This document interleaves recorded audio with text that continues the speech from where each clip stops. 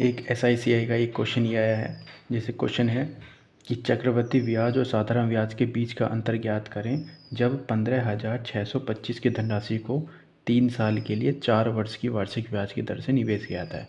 तो इसका basically method ये भी होता है कि पहले हम 3 साल का SI निकालें, फिर 3 साल का CI निकालें, फिर उनका डिफरेंस करें, तब जाके हमारा आंसर आता है। लेकिन हम इसको एक सिंपल तरीका मैंने बताया था कि अगर 3 साल का उन्होंने बोला है SI और CI का अंतर, तो हम सबसे पहले हम 3 साल का SI और CI का अंतर निकालते हैं।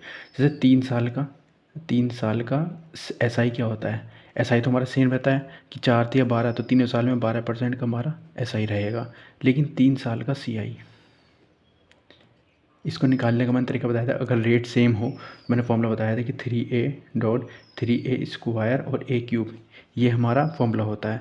अब जैसे कि रेट हमारी 4% है, तो A बराबर 4 हो गया, तो 4 तिया 12 पॉइंट। अब 4 चौक 16, 16 तिया 48, 4 चौक 16, 16 चौक 64। तो ये हमारा 3 साल का CI आ गया है। तो 3 साल का CI क्या है, 12.4864।